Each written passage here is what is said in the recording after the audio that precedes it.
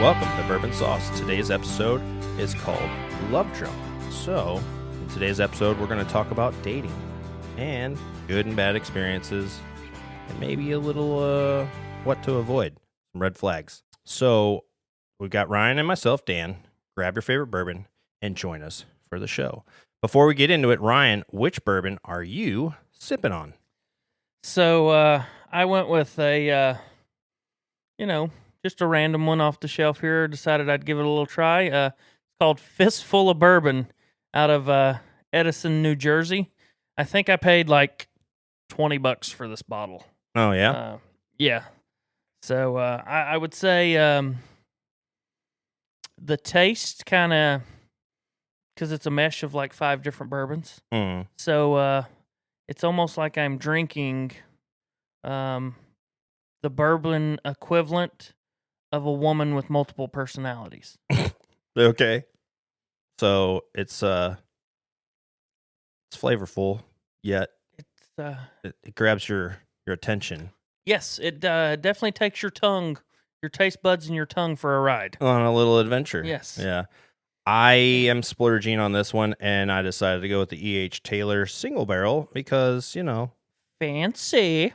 in the spirit of trying to find some good quality woman, I figured this is the next best thing.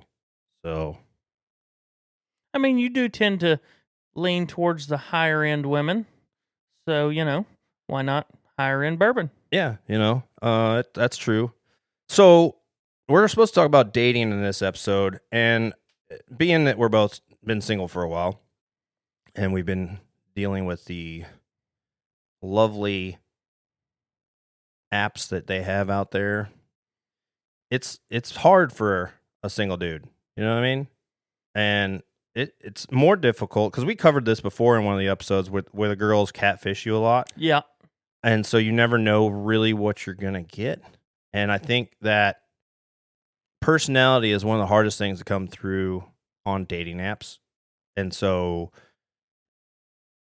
I feel personally that I get shortchanged sometimes because I'm not a texter at all. And a lot of these dating apps, these girls are looking for you to carry on a conversation through text a lot. Yeah. In order to get to know you, to feel comfortable enough to want to meet you in public. And I'm like, dude, just fucking saddle up. Let's go meet in public. Like, I don't want to text a million lines of text with you. I'd rather either you give me your number and I call you or whatever. But I understand too, these girls, they have a lot of creeps. Yeah. Just like guys, we run into girls that are clingers, Oh yeah. And so they're not really forthcoming on wanting to give out their number. And I get that. But in the same sense, it's like, if you're serious about wanting to date somebody, put yourself out there. And not just like kind of put yourself out there, but like really put yourself out there. Without risk, there is no reward. Yeah. And you might also catch an STD. But hey, that's what protection's for. True. But, I didn't say you had to sleep with everybody you go on a date with. That's 100% true, too. And I think that's another misunderstanding when these girls are thinking like, oh, this guy just wants to bang me. 9 times out of 10, yes, we do want to bang you. But a lot of the time, we're really trying to figure out if you're going to be somebody we want to go on a second date, a third date, if, we even want to go down that road, or if even jumping in bed with you. And I think the girls now just have this idea because there's so many dudes out there that are quick to shoot their shot and say, you want to bang, like right off. Right. And there's nothing wrong with that approach. It's a war of attrition at that point. If you're just constantly saying like every girl you match with, you're like, hey, you want to bang? I'm sure at some point you'll probably get one that's like, yeah, let's go ahead. Right. Let's go for that one night rodeo. But I just think there's so many red flags that come with that too, because if you get a girl that wants to sleep with you and she sleeps with you on the first night, 9 times out of 10, that's not the girl you want to try to create a long-term relationship with. That's just a girl that's down for some fun. At least that's my experience. I don't know how it is for you, but sometimes, so I would say chemistry plays a lot in. So like obviously, looks get you in the door. right? There has to be a form of physical attraction Right. for you to even be willing to have a conversation. Right. You know, you have plenty of people like, oh, you fat shame, or you don't like super skinny girls, or this or that, right? They always all have something to preferences. criticize. Everybody has a preference. And when people say they don't have a preference, honestly, you have a preference. You just don't want to admit your preference. Right. So, attraction gets you in the door. Yeah. Personality keeps you there. Mm-hmm. Honestly, you could be a supermodel. And yeah, I'm physically attracted to you, but when I meet you, if you just have a garbage personality, I really quickly start looking for the door. The dare. Yeah, the The dare. dare. The dare. Yeah. Like as Medea says, the dare. I Mhm. start looking for the door. So yeah, that's a big thing. Chemistry has to be there. Uh-huh. And I mean, yeah, I've gone on some dates where the chemistry seemed great right out the gate. Yeah. But then as things kind of progressed, it's like, okay, now we're getting the real person's coming through. Yeah. Because you didn't want to be real out the gate. So Right. anymore, it's almost like I have so much going on in life that I just have a constant out of jail free cards kind of thing. Like, I'm going to date you. And then it's like, okay, this is getting too serious for me. And I'm out. So I still kind of have, I would admit that I probably still have on some level, a level of commitment issues. Uh-huh. And I mean, also it's not like I'm too close to retirement and moving and all this other stuff's going on. Right. So it's almost like I want a relationship, but it's like that's a lot of Commitment. Right. A lot of different things going on. Like, and it's. I know what your thing is because we've talked about this off the podcast with your ex and how you are now at that point where you don't want to sacrifice the end goal that you have in mind. Yes. And that's great. And that you should never, ever deviate from that, because if a right woman comes in your life, she's going to know what she's getting into and fully accept that. Just like when you get in a woman's life, you know what she's bringing to the table and you're okay with it. And I think that's a problem in a lot of relationships today is everyone wants everyone to compromise in order for the relationship to work. But it's like, there's some things that you shouldn't compromise on, you know? And I think morals, ethics, life goals should never be compromised on, because once you start doing that, then resentment creeps in and it totally soils the relationship. 100%. It's like, so like in another aspect too, to go along with that, right? Your relationship with a woman and her relationship with you is business. It's a A-B conversation. Right. Yep. Family doesn't need to be in it. Nope. Friends don't need to be in it. It is an A-B conversation. Agreed. Short of physical harm or gaslighting or something like that. If you all are just having issues, that's what therapy's for. That's what other things are for. Your family is not meant to be brought into it. Right.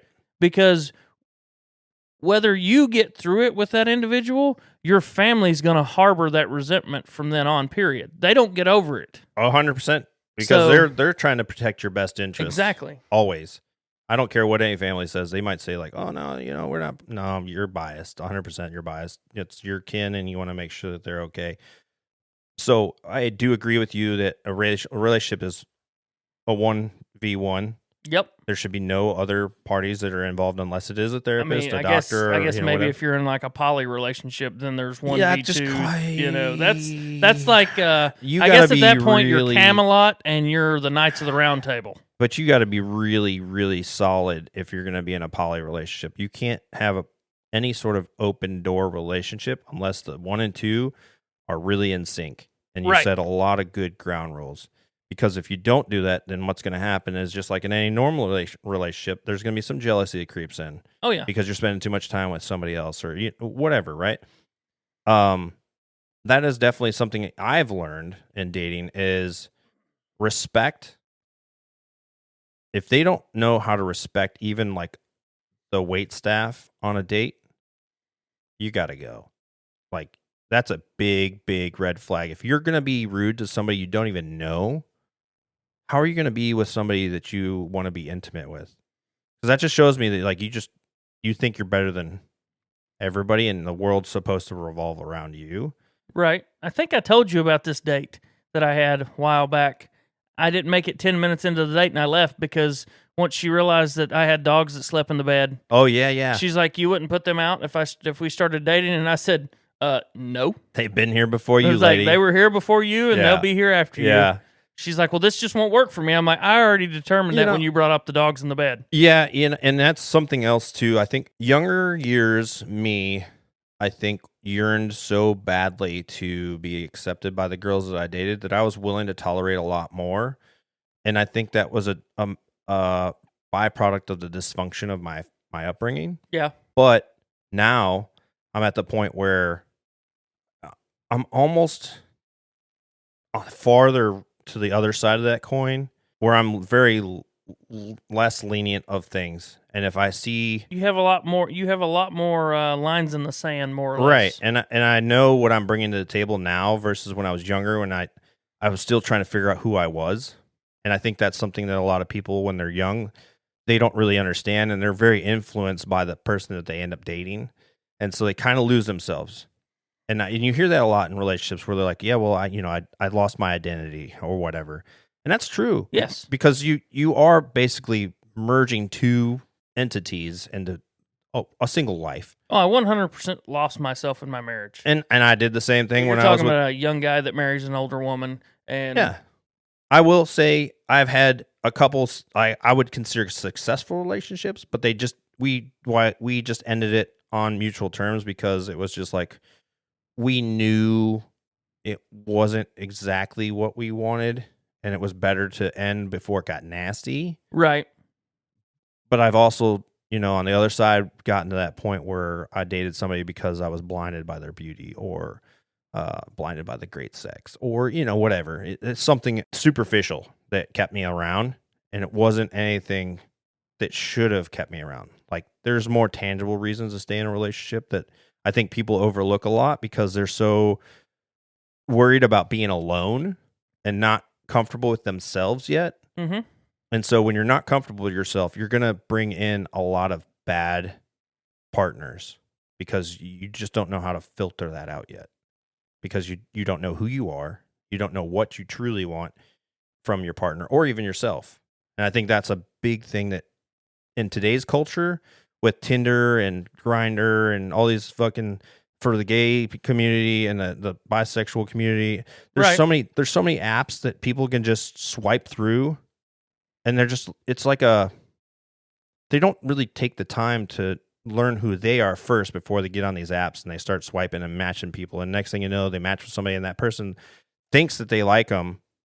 But then once you start peeling the layers back, you're like, ooh, another red flag. Ooh. Right. Like, for your perfect example, your dogs were there first. She's not a dog person. Okay, we should never even gone on a fucking date to begin with. You should have told me. She was a dog person. She was a no dogs in the bed person. Yeah, no. See, I'm a 50-50 on the dogs in the bed thing because sometimes I want Thor to sleep with me, and other times I'm like, dude, you are snoring like a goddamn log factory in here. You got to go. Or he'll fart and he's got bad gas, and I'm like, dude, you got to go, man. Like he gets that from Tank. I'm like, I need a gas mask in order to sleep tonight. Like, Yep. This is awful.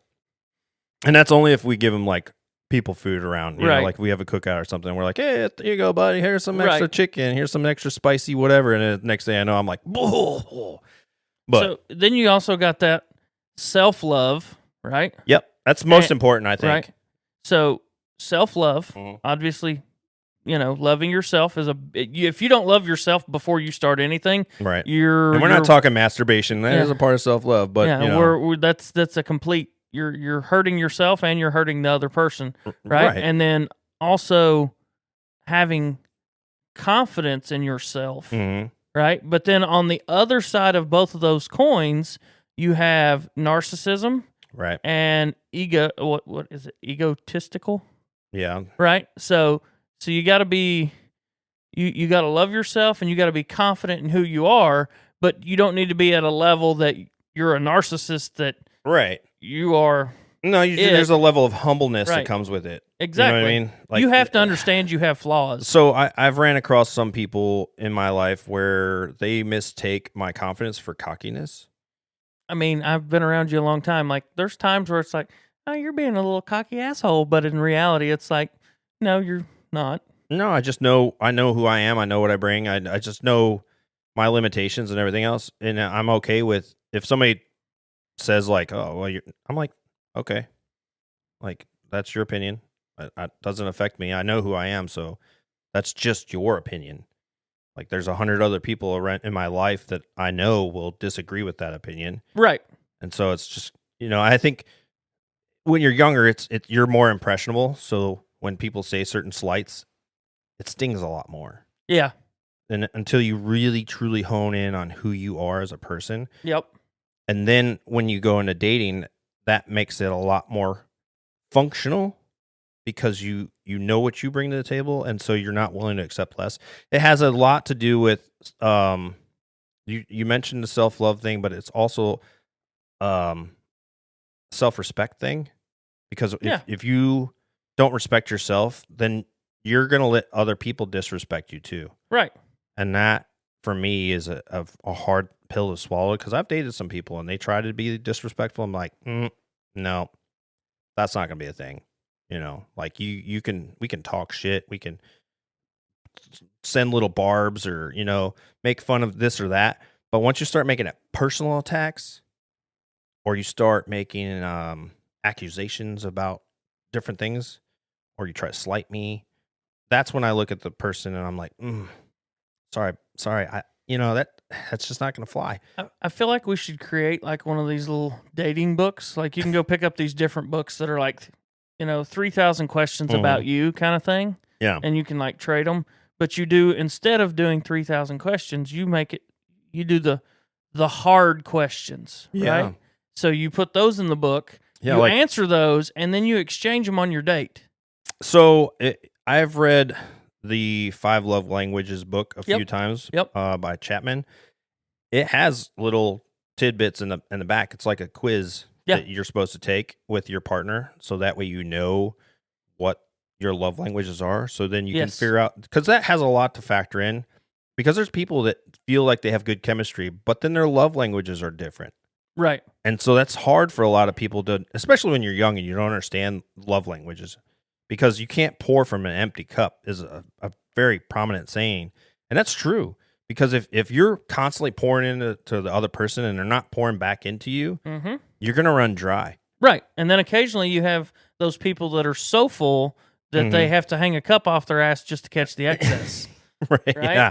Because they're all about themselves. Yeah. But it's I think if anybody is listening to this that is curious about relationships, that's a great book to start with. I know a lot of people are religious and they're like, oh, the Bible, you go to church, you guys can build on that. And it's like, sure, that's a great foundation. If you guys, that's both your thing, like religion, you can like latch onto that. But I think if you can latch onto something that's a little more intellectual, it gives you a common ground there. And I think that book is a great stepping stone for beginner relationships, because then you really find out and you can fine tune what they are looking for and what they need. Because sometimes people don't even know what they need. And that's confusing as fuck when you date somebody that they don't even know what they need. And you're trying to do all the guesswork and you're like, okay, what do you need today? And they're like, I don't fucking know. And you're like, do you need me to hug you? Do you need me to leave you alone? Do you need like pizza? Like, what the fuck do you need? And they're just, I don't know. You're like, God damn, that's frustrating. Well, if you don't know what you need, your partner's definitely not going to know what you need. I'm not a mind reader. You know what I mean? Like, I don't have telepathy. I'm not, that's not going to be a thing. You can't do, that's another pet peeve of mine. The hinting thing that people do, or the passive aggressiveness shit that people do in relationships. Oh, the passive aggressive behavior. You want to see me? Oh my! You want to see me lose myself real quick? That's annoying is on another level. And don't be petty and don't be passive aggressive. Right. If you got something to say it. And don't text it. Like, fucking tell me, hey, I'm calling. Do you have a moment to talk? Like, can we have a discussion? Oh, texting's horrible because you can't get the inflection of the voice. Nope. You can't see the person. You don't know. And if you're like me, I'm a pretty sarcastic person. So no. Oftentimes in text, it's hard to know if I'm being serious or if I'm fucking around. I just read all your messages as sarcasm. Yeah, because it's better that way. Because it's if you don't, then you're gonna immediately get butt hurt because there's people out there that are extra focused on the word selection, and they're like, you just suck at delivery. And I'm like, maybe, or maybe you suck at interpretation, or maybe it's middle ground, somewhere in the middle. But I mean, everybody can work on the way they deliver things, right? And everybody's guilty of not delivering something in the right moment with the right words or the right tone. right, Just out of curiosity, what's your opinion on, do relationships take work? they 100% do. Okay. The reason why I say that is because it's like a job that you are investing yourself in, and if you will only get out of it what you put into it, just like anything else in life. So if you put in the bare minimum in a relationship, you're going to get the bare minimum back in return. And if you expect more than you put in, then you're a narcissist, or you're an egotistical person, or you have some sort of dysfunction in your thought process. It's supposed to be a give and take, not a give, or a take. It's a give and take. And it's not a 50-50 thing. Each person has to give 100%.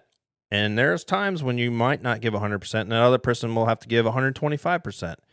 It's a balance. It's a scale of equality when it comes to relationships. So, yes, relationships do take work because you're two complete strangers that are coming together and trying to make a life together. And in order to do that, there's a lot of fucking legwork that goes into it. There's a lot of questions that go into it. There's a lot of discussions that have to go in. There's a lot of discourse that has to happen. There's arguments that are going to happen. And that's okay. You're not going to agree on everything 100% of the time. And people that have this like fairy tale idea in their head that, oh, I'm going to find the perfect man or the perfect girl and everything's going to be fucking blissful and we're never going to argue. You are high as fuck. That is never going to be a truth, ever. Not until you put in a lot of work and you get to a point where you have an understanding. Like, you are who you are. You are who, she'll look at you and be like, okay, I accept the fact that you like to chew, for you example, right? Right. Me, I like to drink. There's just two, like, certain women out there that'll look at them like, ew and ew. Yeah. You drink, you chew. Ew. It's like, okay, well, fuck you too. Bye. Like, there's going to be 100 other girls out there that are waiting for me to give them the time of day. Well, okay. See ya. And the same for girls. There's a guy who'll be like, I don't like your nipples. You have them pierced. That's her fucking choice, dude. Or like, I don't like, for instance, you don't like women that smoke. I don't. I have dated girls that smoke. It doesn't bother me.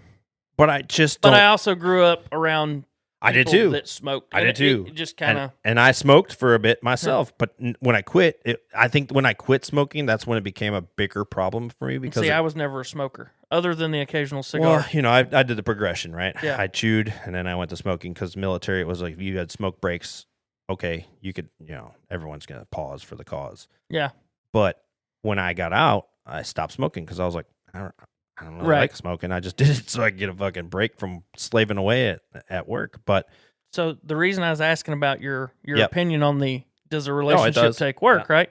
So I believe a relationship takes work as well, right? And after much needed behavioral health, after my marriage and stuff, what I came to realize is, and what my therapist helped me understand is, it takes work, but and this is what keeps people in bad relationships, right? Because everybody says, oh, well, the relationship takes work. So they start thinking, okay, I just got to keep working at this and it'll get better. And it never gets better. You just kind of keep yourself stuck in it. So for me, the work for a relationship is technically not work. So I look at it like this. For me, work, it's not so much work, right? Yep. If you love what you're doing, is it work? For you. It still is work. It's still effort out. It is effort. But let's say you're working in the workshop doing something you enjoy doing, right? in your mind, is that work, really? Is it Ooh, really work? Like, people will look at it and be like, oh, he's working. So But for this you, is where my German analytical brain comes all right, in. so we're not talking analytics. So like me, right? Right. I can run a sawmill all day long, and I love doing it. I have fun woodworking, working in the garden, right? So yes, it's work because you're physically doing stuff. But for me, I enjoy it. Therefore it's not really work, right? So yes, you have to work in a relationship, but it should be more like that mindset of the investing in something you are enjoying, right? It shouldn't be work for the sake of work. It should be that you should put into that relationship that same work ethic that you do when you grow a garden, or you're sitting there and you're grilling or smoking meat, or you're working on your razor, right? Yeah. Well, those are different. That's a whole different type of work ethic. They're different levels of effort, and some are, but it's that typical less mindset. effortless. Yes, right. But it's that typical mindset of it takes work without really understanding the fact that I could get a job at McDonald's and hate every minute of it, but that is work, right? Well, you're going to a job versus a career. I don't enjoy it, right? So why am I going to continue doing it? Yeah. Right? So that's what people have to understand is there is work in a relationship. But if you're putting in work and it is miserable all the time and you feel like you're not doing anything, you're getting nowhere. So if you're not investing and enjoying it, like, yeah, obviously there's going to be frustrating moments, just like doing a super cool project or working on this podcast, for instance. We really enjoy doing this. Right. But I guarantee you, and I've seen it firsthand, there's times where you absolutely are ready to pull your hair out doing audio edits.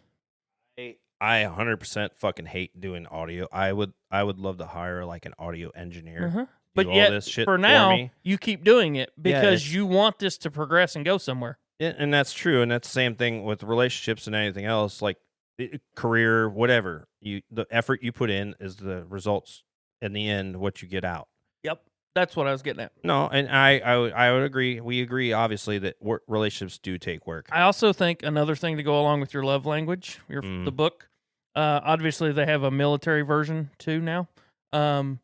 For military spouses and stuff, or people trying to date people in the military. But another good thing that you and your girlfriend, boyfriend, significant other could do is take the 16 personalities test. Oh, yeah, I've done that too. Right. So you can figure out if you're an ENFJ or whatever. Yeah, I've done that. Like I'm an ENFP. Yeah, I'm, I forgot. Hold on a second. I'll tell you exactly. So what they call what me you're talking. is the campaigner, right? So I'm very extroverted.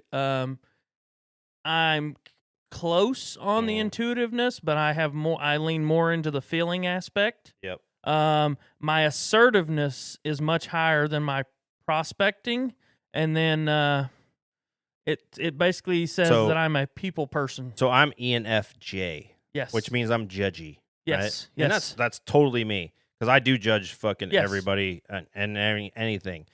And I am extroverted just like you, because we will talk to random fucking people. As today, again, we were at the bar and I was just talking to a random dude about whatever, and it was interesting. But when I think about relationships but that right there can really help you understand your partner, especially if they're an introvert. Right, and you think about everyone's talking about like a perfect pairing. There's no such thing as a perfect pairing. That is a fairy tale Hollywood bullshit story.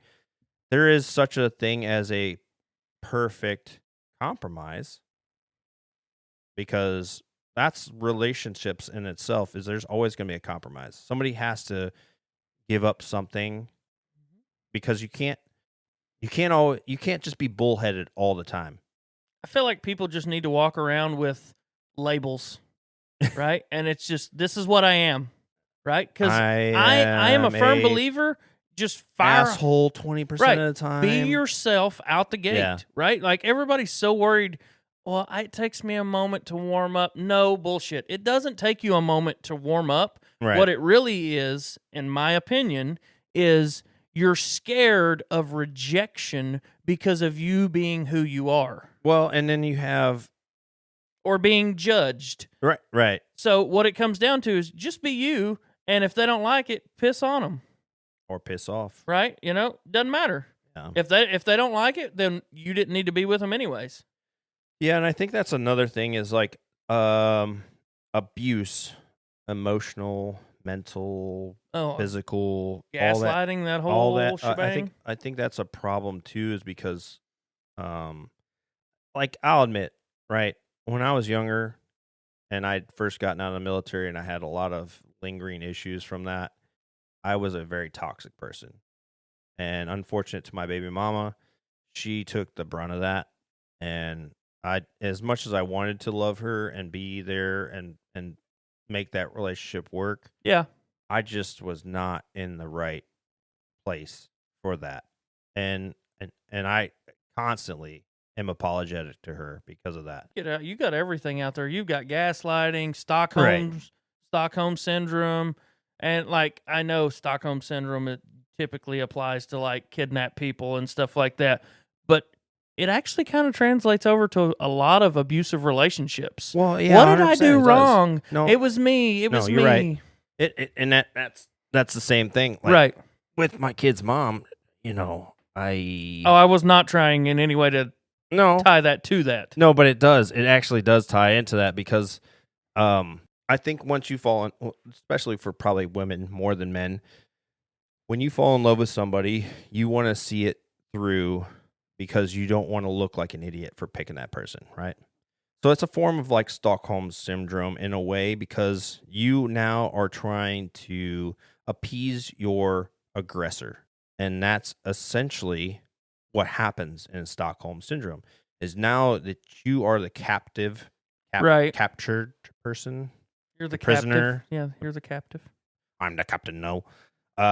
You literally are trying to do anything to appease that person so they'll stop. They will leave you alone, right? Stop abusing you. And stop as long beating as you appease, it just keeps going. Well, they think in their mind, I'll appease, I'll walk on eggshells, I'll do this, I'll do that, and the beatings will stop. And it doesn't. And it doesn't. Just like even if it's not physical abuse. Right. Right? It could be verbal. It could Verbal, be like, anything. Like appeasement does not fix it. no. Appeasement, it just prolongs it. Basically, you've got a tsunami coming at you, and you just appeased it. Mhm. So now you get a little bit of a wave or a little wake, right? But eventually, that tidal wave is going to take your ass out. Well, and then also what could happen is, you saw firsthand, is that it could get a little crazier than you anticipated, you know? And there becomes property damage, and there becomes, other emotional damage that innocent bystanders like kids or animals or, whatever. Friends get sucked in because, like we talked, it's supposed to be 1-on-1. Yeah. But a lot of time abusers are going to do that thing where they reach out to everybody else to make you look like the crazy one. So when you finally do reach out to everyone, they're like, ha, see, I told you they're crazy. I told you they were going to do this. I told you they were going to do that. And look, they're actually doing it. So it's like they're trying to control the narrative before it happens and then goat you into doing exactly what they've told everyone else you're going to do. So then they look like the innocent party. So that's what I was saying. I've been on both sides of that coin. So have you heard of the illusory truth effect? No, what is that? So essentially, like, say I have a snake in a box on the center of the table here, right?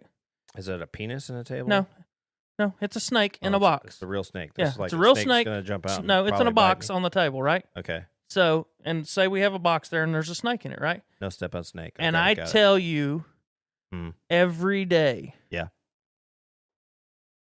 It's not poisonous. It's not poisonous. It's not poisonous. Every day, right? If I basically psychologically, if I keep repeating this over and over and over, yeah, not everybody, but a lot of people, it will rewire your brain or trigger your brain to rewire that, okay, that is a snake in a box on the table and it is not poisonous. Okay. And then, hey, stick your hand in that box. All right, fine. And then you get bit and turns out it's a poisonous snake. So That's like Pavlov's dog. Very similar, very similar. Okay. But it's your repetitiveness of that truth until that truth becomes a reality. So I remember talking to somebody a long time ago about, when you come into a job and there was an experiment about monkeys and you try to do something different, but those other monkeys would beat that new monkey in order to literally beating them into submission. Yes. I feel like that kind of happens in some relationships if you're with somebody that is overbearing. Yeah. We know somebody who was recently in a relationship like that. And they and unfortunately, the aggressor tends to be a narcissist usually. The unfortunate part of that person's plight is that they use children and prior lifestyle choices and everything else as a manipulation tool. Yes. And makes that other person's life a little bit harder, which sucks for that person because not only does it suck for that person, but when the family members witness it happening, then you're like, I just want to murder this person and make them disappear. Yeah. Not that I'm going to do it, but I can see how that happens. Oh, because you'll see on you can cut the tension with a knife. You can see on a lot of TV shows, right, where they talk about called Snapped. Yeah, that's the and show. It's usually the woman that does the snapping. Right, but it does happen for both sex, right? Yeah. So I can rationalize how it could happen, and I can empathize with how it could happen because I've been in those positions when predicaments where I'm like, if I wasn't a little stronger mentally, I probably would be in jail. Quite possible. For example, this wasn't a relationship thing, but literally yesterday, my son, was trying to fly out here. Yep. And the attendant that my baby mama was talking to was not being helpful. And I could just feel the anger sharks just building up, and I'm like, I could murder somebody. Like, I'm ready to go to jail. This is gonna be my moment where I go to jail. And I can hear her talking to them because she's talking on the phone with me, and she's delivering it 100% better than I ever would because I'm like, tell this motherfucker this, and she's like, so he's really wondering if you could blah, blah. And I'm like, how do you do that? Like, that's the beauty of man versus woman because we are so primal in our responses to a lot of things, and women are just like delicate, and they're supposed to be that way for a reason. Not all women. No, but the better, they're the fairer sex, right? And they're supposed to be that way to balance us out because we're supposed to fucking annihilate everything. Yes. Kill everything to protect our family, kill everything to provide for our family. Like, that's what we're bred to do, is just kill. Kill. Just like the male in the wild, 90% of them are there to protect the pack. Except for lions. Lions are different. Unless you're spiders, and then right. But I'm just saying, or you're praying mantis. Yeah, praying mantis. Either or. Yeah. They're gonna bite your head off. Yeah, praying mantis will eat the male's head and feed the body of the babies. But it's hilarious because I commend her 100% that she is the bigger person than me in that situation. Right. And that's why I say, if there was one that I could ever try to unfuck, it would be her because we go way back, first of all, right? Right. She and I go back to literally middle school. And so we've known each other for a long ass time. But the way she handles situations, I'm just enamored. I'm like, how the fuck can you just not be as mad as I am about this and be able to articulate what needs to be said to this person? Because there's times when it's dudes and we're in a situation that's maybe higher intensity, and I can do this. I can do that. I can right. bring it back. Right. But when it deals with my kid, all of a sudden I'm like, I lost every goddamn marble in my bag, and I'm a goddamn Wild West saloon shooting motherfucker, right? Right. And I'm like, I'm killing everybody who's coming with me. We're taking everyone down. I want my kid here yesterday. It's like, so we're going somewhere. We're gonna hurt some people, and you can never ask me about it, right? Whose car are we taking? Exactly. That's Yeah. exactly that right there. Yeah, yeah. Because I'll bring the duct tape Yep. and the I got a bag of lime, and the bleach and the tarp. It will be fine. ammonia. But this has been an interesting topic, and I feel like we could revisit this at another point. But I feel like we could definitely revisit this and maybe even have a couple of people on the show. I do agree. I think this would be a good segue into another show that we were talking about. Yes, 100%. But that wraps it up for us here at Bourbon Sauce. Thank you for listening. If you enjoyed today's episode, please like, subscribe, and share with your friends. The more you like and share, the better the chances are we can grow this channel. Plus, the algorithms love it. Also, check out our Instagram page on www.instagram.com/bourbon sauce, where you can see clues on upcoming episodes, as well as see photos that pertain to our podcast. And you can message us there and give real-time feedback and interact with us, because that's what we do. We like to talk to our fans.